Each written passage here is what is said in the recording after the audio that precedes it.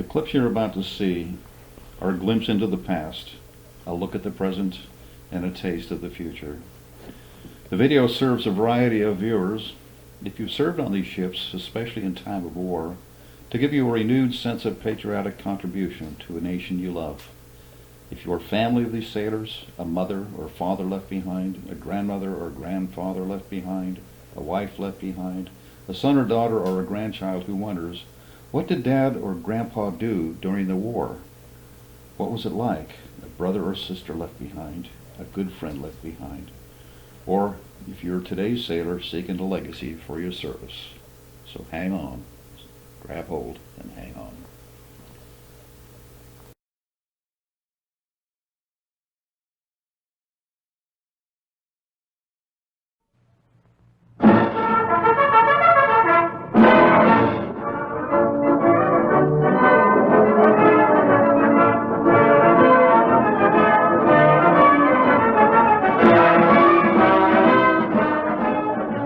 Men off to sea. A scene repeated hundreds of times daily around the world. But for these men, there is a difference.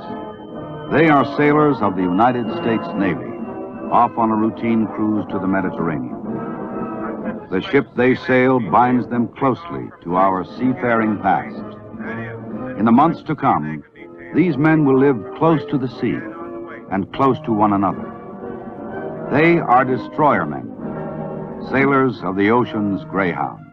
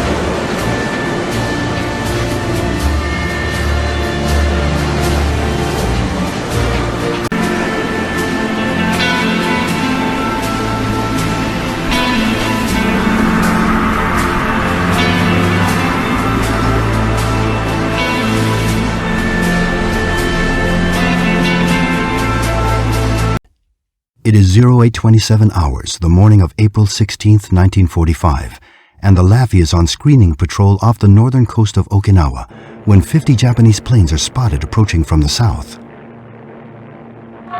Your heart pounds when you hear the call.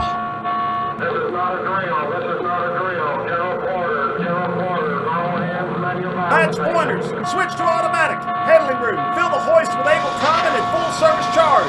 Stand by. At 0830 hours, 4 of the planes break formation, making a kamikaze run. Load and ready to fire. Loaded and ready, sir. Commence firing. Fire. Target. Action men, they're coming in fast. Handling room, keep them coming. Target range 067,000 yards. Fire. Load fast again. Target. Stay focused. Keep firing.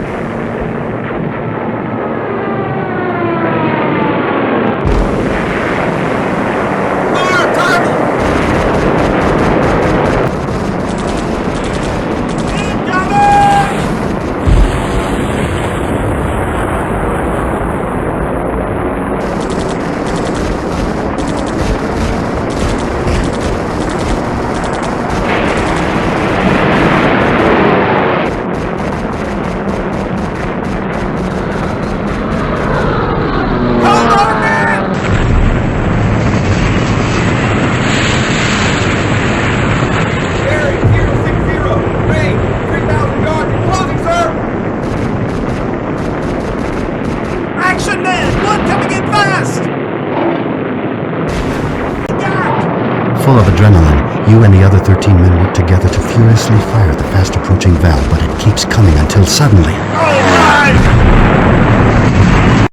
The Murphy, along with 7 additional destroyers and 2 battleships, is assigned to escort 17 transport ships through enemy-infested waters to the Allies.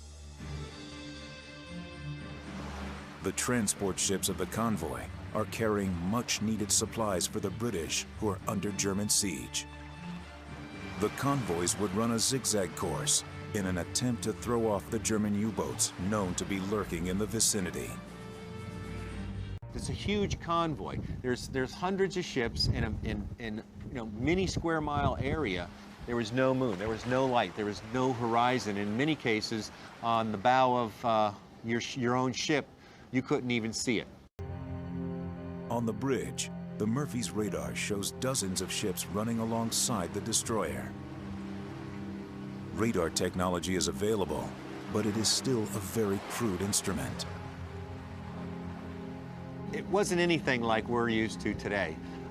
There was really just a sweep of the radar that went around, and there'd be a blob, a white mark, that would stay illuminated for a short period of time on the screen. At 8:50 p.m., as the massive convoy plows through the North Atlantic, the radar man aboard the Murphy picks up an unidentified object ahead.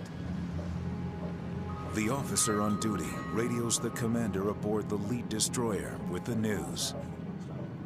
The commander said that we want you guys to go out and check it out. See what you can find. You know, it could be a U-boat. The lieutenant on the Murphy's bridge believes that the object is 3 miles away, but he is new and inexperienced. The radar man argues that it is much closer. Regardless, the officer orders the Murphy to chart a course for the target. I spoke to the radar man, and I'm pretty sure he had it down, but unfortunately, the commander wasn't quite sure. The object is closer, and it's no submarine. It's an 8,000-ton American tanker. The massive SS Bulk Oil had been in the convoy ahead of the Murphy, but engine trouble had forced her to turn back to New York. She's traveling alone, and her crew is nervous. The Bulk Oil was just recently fitted with what they thought was a torpedo detecting device. And essentially what you had was nothing more than a hydrophone or microphone on either side of the ship. And on board the ship in the wheelhouse, you had a red light for port side and a green light for starboard side. On the bridge of the Bulk Oil, the hydrophone operator tells the commanding officer that he has picked up the audio signal of a torpedo. Unfortunately, it is not a torpedo, but the approaching USS Murphy. Since the Bulk Oil is expecting a torpedo attack, it turns, making a defensive maneuver. When a torpedo is coming at you, it wants to come broadside. That's a big target. You can break the ship in half right here. But if you take it on head-on, it stands a chance of missing you, just because now you've narrowed your profile, made a smaller target. The Bulk Oil believes it's under torpedo attack and is trying to take evasive action. Problem is it turned right into the path of this destroyer.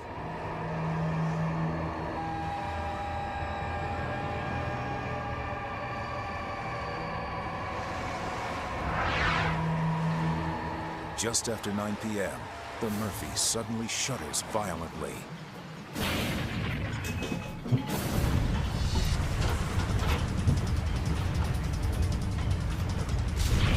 Metal scrapes against metal, sparks fly, the boats collide. The Murphy has been struck roughly 75 miles from the safety of New York Harbor. The front end, or bow, of the USS Murphy is almost demolished by the lumbering tanker. It immediately starts to roll to its starboard, or right side, as the back half of the boat tears completely free. Men are thrown from their bunks. The lights go out, all in a matter of seconds. The sailors who are trapped inside the drifting and listing bow are completely disoriented as walls become ceilings and they're plunged into total darkness. It will take a miracle for any of them to escape. The discovery of the lost bow from the USS Murphy sparked a renewed interest in the ship's past and of the former crew and family members of those who served aboard this pugnacious tin can.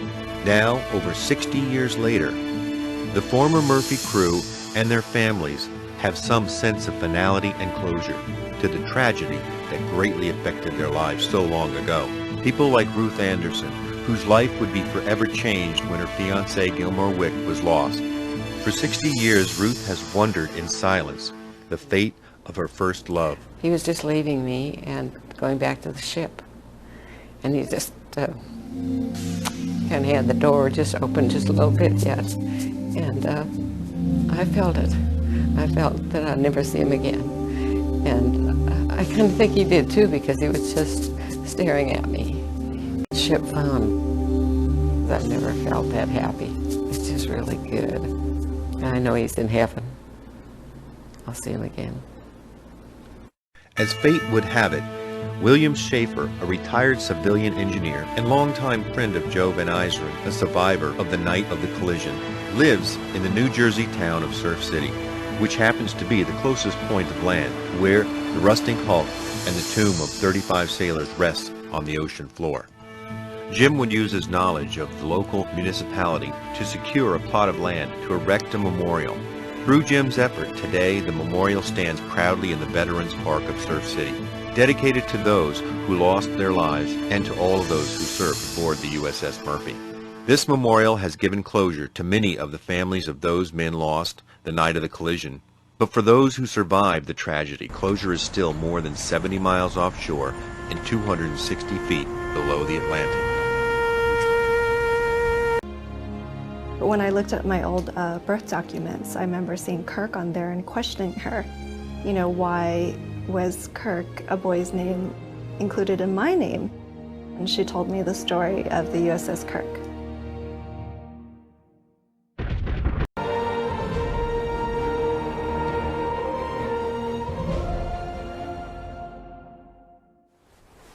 The destroyer escort USS Kirk was operating with 7th Fleet Task Force 76 off the South Vietnamese coast near the port of Vung Tau as large CH-53 Sea Stallions and CH-46 Sea Knights began shuttling American and Vietnamese evacuees from Saigon. Just as suddenly, hordes of unknown contacts began fogging Kirk's radar screens in her Combat Information Center. South Vietnamese Army and Air Force UH-1 Hueys, packed with fleeing refugees, were following the American aircraft out to sea. Operations Specialist Second Class James Bongard was glued to his radar screen in Kirk's Combat Information Center. And all of a sudden, these dots come racing out. Dots across the radar screen are really just coming across. They're too fast to even mark. You're going, what are these things? You know, we're calling up the bridge asking for visuals, and they say, well, we got helicopters coming in, and there were just swarms of them. They'd come in waves. Airman Donald Cox, with Kirk's Anti-Submarine Lamps Helicopter Detachment, and the ship's chief engineer, Lieutenant Hugh Doyle, recognized what was happening. We knew that an evacuation was going on, and with each helicopter that would pass us, we had an open deck. Put yourself in the position of being a young Vietnamese helicopter pilot, and you've got your family here, and 3 or 4 of your friends here, and a helicopter full of fuel right there. You know, it doesn't take a genius to put all that together, throw them in, take off, and head east. Doyle and many of the other crew members were caught up in the excitement and saw the possibilities. We had this relatively small flight deck, and never anticipated a helicopter landing on us, but we started talking about it. Wouldn't it be great to grab a helicopter? Wouldn't it be great? In an attempt to advertise Kirk's hospitality, the ship's first-class storekeeper, who spoke rudimentary Vietnamese, began broadcasting on the air distress frequency. Ship 1087, land here. 20 minutes later, Airman Gerald McClelland waved the first Huey onto Kirk's flight deck. with a load of refugees who were disarmed as they left the aircraft. Another helicopter packed with desperate people then approached and landed a few moments later, but was aboard just long enough for its passengers to disembark before Kirk had to prepare for another helicopter. Doyle recalls looking up and seeing 3 more aircraft. You could see them at various levels, all on what they call short final, all waiting to land. This was the momentous decision that, which I believe was Captain Jacobs alone, and it was a very quick one. What do we do? And I don't know what went through his mind, but I can imagine his concern was looking up there and seeing that there were probably a dozen or more people on each one of those helicopters, and he's looking at 50 people, the lives of 50 people stacked up waiting for our single flight deck. So he said, over the side. So the second helicopter went over the side. Was about to begin. I feel the crew on the Kirk, wonderful people. They are really a good hands for, rescue a lot of people, Vietnamese people, include my family. So thanks to the crew, Kirk member, to save us on that day. We would always hear stories about what happened, not only with our own family, but with relatives and any other Vietnamese family that we'd met. So it's definitely such a unique experience that it's just complete gratitude, for what everyone did for our family. I have good memory about USS Kirk crew member, from the ship captain to the youngest sailor, who have also their generous heart and gave us the best treatment possible. That's why I want to add Kirk is my daughter's middle name. It's epic, because that's a major part of our story, a major part of my story that has now, some form of a closure. That was, for me, throughout all this, and the first sort of footstep to freedom. Has been 34 years passed by, but we still think about it from time to time. But most of all, I will never forget the experience on USS Kirk and the crew member who have extend their hand to helping us during our time of need. And a frigate named USS Kirk has always been in my top. And from the bottom of my heart, I would like to say thank you. Thank you for this wonderful country with wonderful people. May God protect you and your family, and God bless America. So there you have it. I hope you come away from this video with an added appreciation of our military and the many sacrifices they have made for your country and for you. And if you're one of those left behind as that ship, train, or plane departed, I hope you can appreciate that sailor, airman, or marine, or soldier that says, "I didn't want to worry you, Mom, but sometimes it got a little scary and dangerous out there."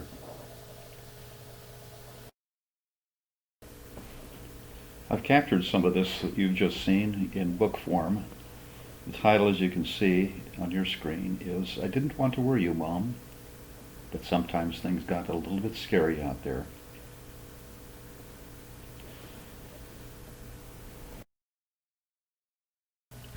You can purchase this book at the website that's listed at the bottom of this screen,